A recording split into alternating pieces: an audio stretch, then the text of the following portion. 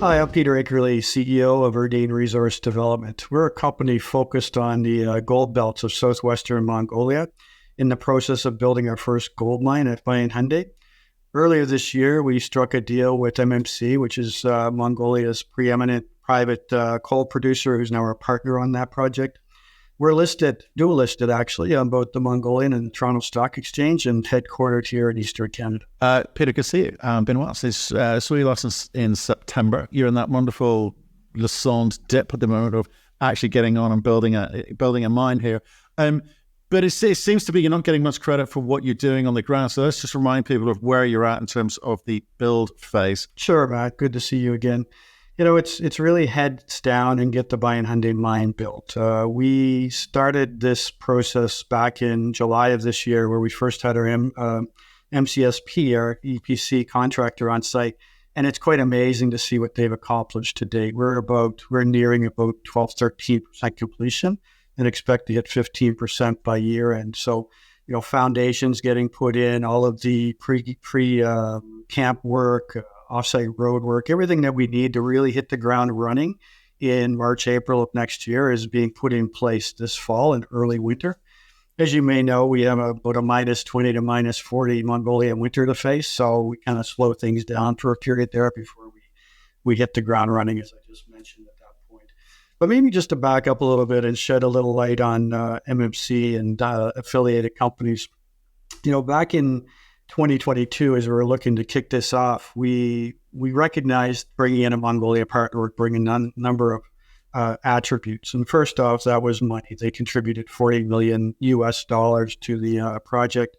They bring excellent expertise in construction and operations, and they bring great national relationships and a number of affiliated companies that are involved in the mining industry, construction expertise. So all of those things added to a decision for us to enter into this partnership, which has allowed us to mount this construction process that's now underway. And so how did that $40 million US, 50 million Canadian come in? What do they get for that? So we have two subsidiaries in Mongolia, Erdene Mongol and Erdene Resources. Erdene Mongol holds the gold assets, Erdene holds the Zumot copper moly. Through this structure, they will earn a 50% interest in the gold subsidiary. But outside of that, we'll hold back a 5% NSR. So effectively, when you do the simple math on that, our 50% plus a 5% NSR, we'll be looking at 60% net profits, give or take, when you look at the full development of the district. I would just point out that 5% kicks in at 400,000 ounces. And at that point, we have 5% on anything developed within a 700 square kilometer area. Okay, but what does that actually get you? Because they're going through the build phase. I'd say, are they... So who's building it? And you talk about maybe 15% by the end of the year. You've got most of next year, and then you're looking to get in production, what, in Q1, first half of 25? Yeah, okay.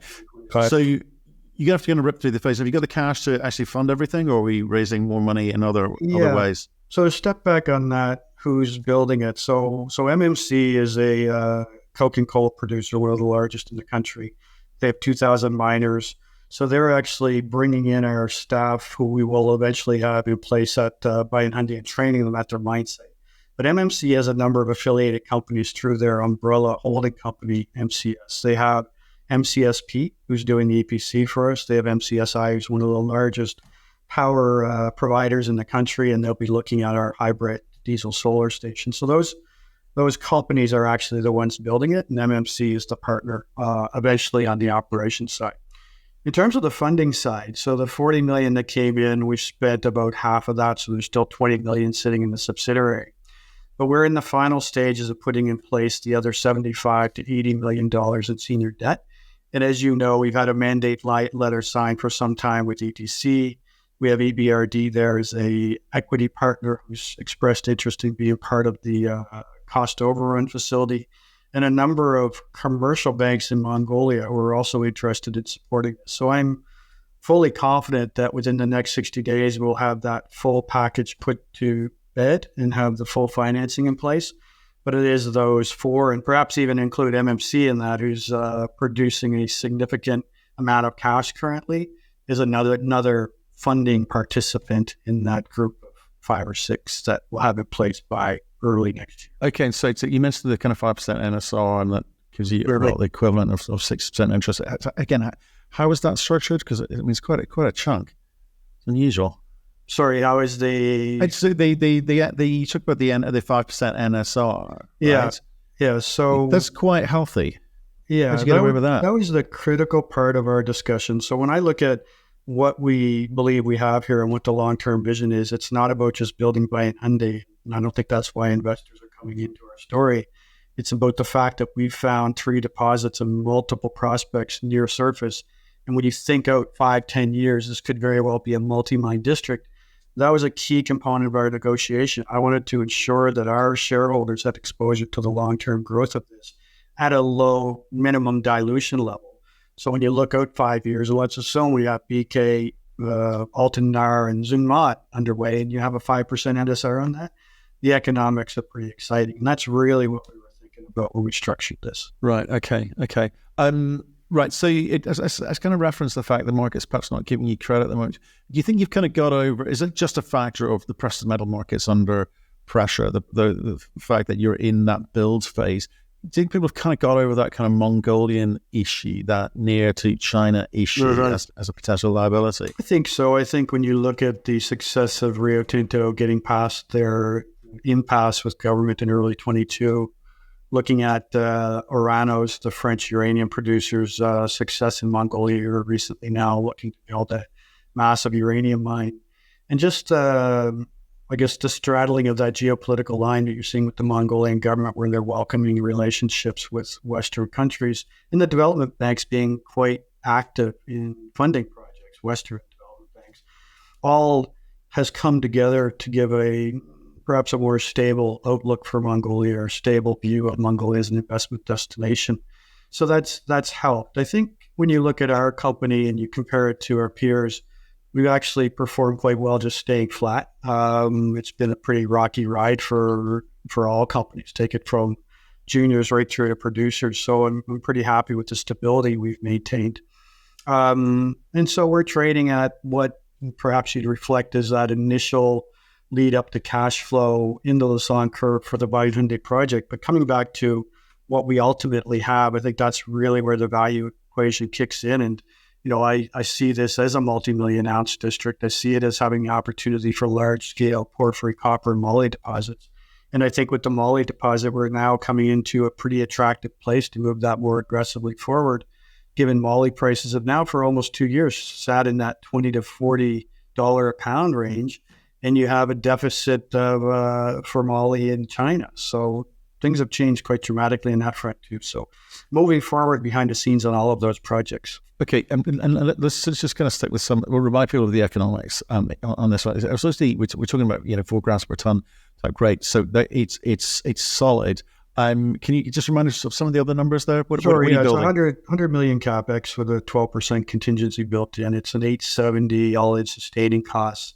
We'll produce about 60,000 plus in 2025, and then we'll hit an average of 85,000 ounces a year for the following 4 years.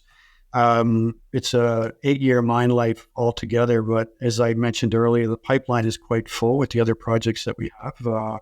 Ulan's not yet in resource, but excellent grades we're seeing in that deposit. Dark Horse has significant potential. So lots of room to continue as we move forward. We'll produce at $1,800 gold, $60 million in net free cash flow after tax, and we move that up to $2,080 million a year. Okay, and if I look at some of if you look at your register, obviously Eric Sprott's a big holder in there, but you've also kind of got a lot of kind of local interest there. 8-year life of mine usually puts some of the institutional guys and gals off, but I should say there's potential upside on not just some of the other projects, but I guess with this free cash flow to be able to expand your exploration component. Have you felt it necessary to build it out this way because of the markets? I get into cash first, don't worry about scale, show me the money. Is that been a big part of your thinking? Well, absolutely. I think how long have we been talking about equity markets bouncing back for the juniors and developers? Here we are at $2,000 gold and we're not seeing that. So to take this route of getting the cash flow avoiding the uncertainties of dilution and market conditions and getting to the point where we could truly start to more aggressively explore this district. I mean, I'm certain when we've only drilled the top 150 meters and we have 3 deposits and multiple prospects, there's an extremely high probability of more.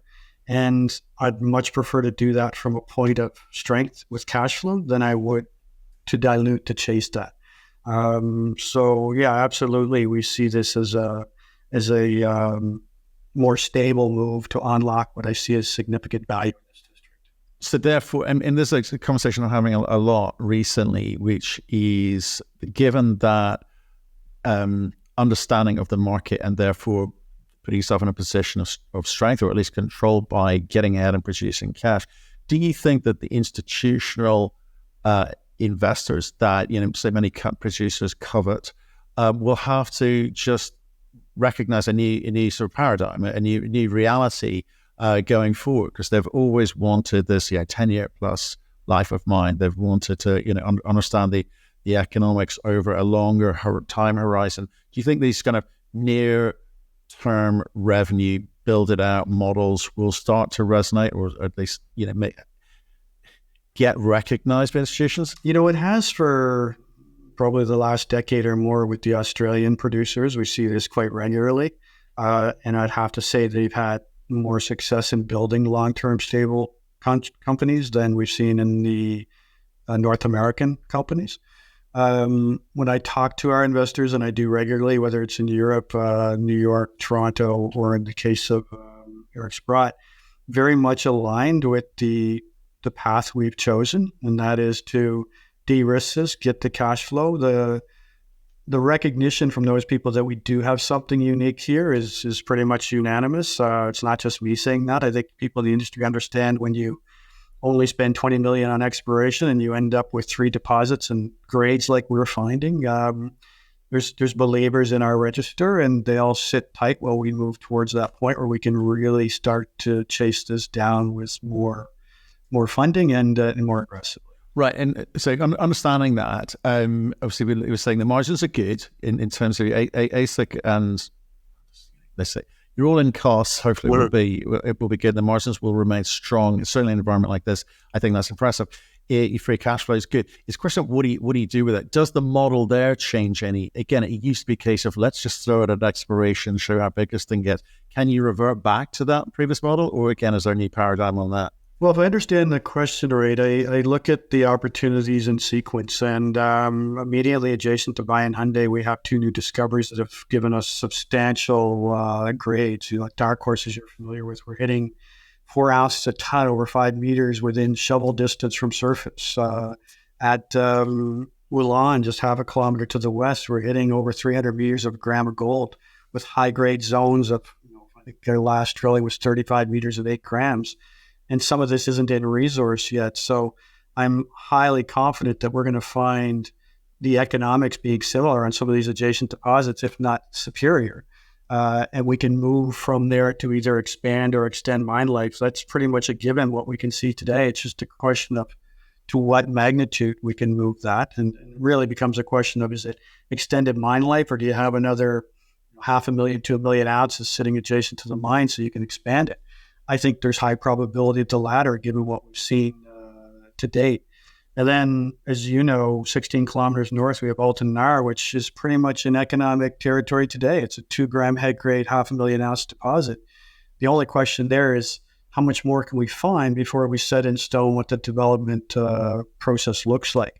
So, yeah, I don't think there's any question we can replicate similar grades and scale to what we see today. We just need to get back to that exploration. And it's not that we're not going to be doing exploration as we move into next year. We really nail down the final costs on Bayan Khundii. We already have plans to be doing work at Dark Horse. And remember, too, that our partner has gone from COVID closure to $500,000 a year in EBITDA. So they're feeling much more comfortable with investing into the industrial metal and gold space, which they've stated publicly as their plan to diversify away from steelmaking coal into these metals. So we're kind of a ready-made answer to that. And I think we'll be partnering on a number of different fronts, whether it's the expansion of what we have today or other opportunities we see in the country. Right. Okay. And obviously taking what you're saying with regards to Altan Narn, Ulan, etc., and Zingmod, the way that the operations are being, so where the plant is being built now and constructed, I guess the proximity of these other deposits will help.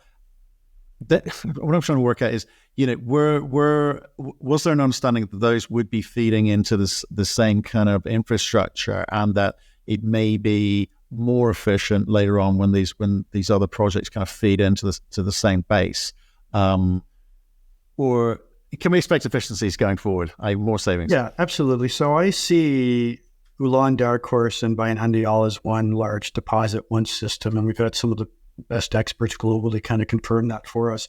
And we're talking about, maximum 2.5 kilometers from the existing plant. So this is just one big feeder system, and we'll continue to explore in that area. And, I see significant expansion or extension. Altan Nar is a bit of a different animal. You could bring in some of that ore. You could cherry pick it and bring in a couple 100,000 ounces of 3-4 gram material if you needed to into the Bayan Khundii plant.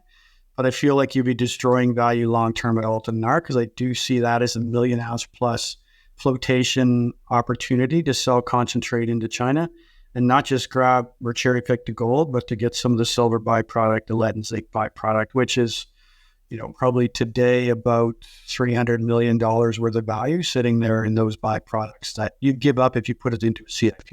Right, and with if it goes to the balance sheet, where are you? Obviously, the money's come in from MMC, which is great. I assume, is that going to be entirely spent on Bayan Khundii, or is it? Can you use it elsewhere for exploration on like Dark Horse? Yeah, so we're going through the budgets being finalized as we speak, but the bulk of that $40 million will go directly into the construction side. But there is about $3 million set aside for exploration as we move through next year. It's a fairly moderate amount, but remember, we're still drilling at surface and quite low cost exploration. So we'll move the needle a little bit in terms of confidence under Ulan and Dark Horse, but the more significant spend will come as we move into 2025 and get closer to that cash flow. Right. I'm trying to, and what I was trying to get at is because exploration historically has got people excited, and perhaps maybe not so much recently. So you think that's not going to necessarily affect your ability to drive that share price next year? It's going to be all about the build. Yeah, I would say more the latter. There's enough exploration to keep some interest there from those focused truly on the exploration side, but it'll be moderate relative to what we expect to hit as we move into 25. When I look at this district, it's going to be a long-term discovery trend. It's if you look at any district in the world, they're still finding things a decade or 50 or 100 years later. If you look at Nevada or South Africa. So I truly see that as what we're going to face here. And, immediately as we move into 25, you have deep geophysics to do, you have regional exploration. It's going to be quite a large program as we get past that sort of impasse of access to non-dilutive cash. Right. And again, it's been a sort of strange 3 years in terms of like the normal cues and clues and numbers don't seem to equate to the same things anymore. You're $120 million market cap company. You're nearing, let's say, you're 18 months away from production. I know, but a wrap up in there too. How do you think you're going to get value recognized by the marketplace? Is it just a cash generative machine? I know you got 50% of it, and plus the NSR, but how do you start valuing these things going forward? Well, I think there is still a de-risking, re-rating process that goes on right through until we prove to people we're going to take the gold out of the ground. So by the time we hit Q2, you'll see a strengthening of share price as a result of that. And we'll be building up that exploration plan and I guess articulating more exactly what that sequence plan looks like, so that almost in combination, you're hitting first gold and you have this very aggressive, clear plan to unlock value in the other deposits, prospects, and in the greater area of interest that we have with MMC. And I would add to that too, that, we did some drilling at Zumot this year. We've now outlined a plan to expand that deposit. We had success around the entire deposit. And I do expect to see further work on that next year, and that also can bring significant value to the company. You haven't been talking much to the market since the end of last year, really. Why is that? Really just heads down and get it done. We just discussed, the market hasn't been all that receptive to anything, whether it's great drill results or building a mine. So it's been heads down, just do what we said we were going to do, and move this towards first gold. That's largely the approach. That's the message. Is that going to be the message for next year too? Well, I think it ramps up, as I say. We will be hitting these milestones of, by year end, we expect to be close to 15% completion. So it's going to be regular monthly, quarterly updates on construction. The exploration plan will begin to be more fully formulated as we move towards next year. We'll have Zoom mod activity underway in 2024. And then as you hit 25, all things come together. You're into that 60,000 ounce per year, 4 gram head grade, one of the highest grade open pits globally coming on stream, and a very robust exploration program.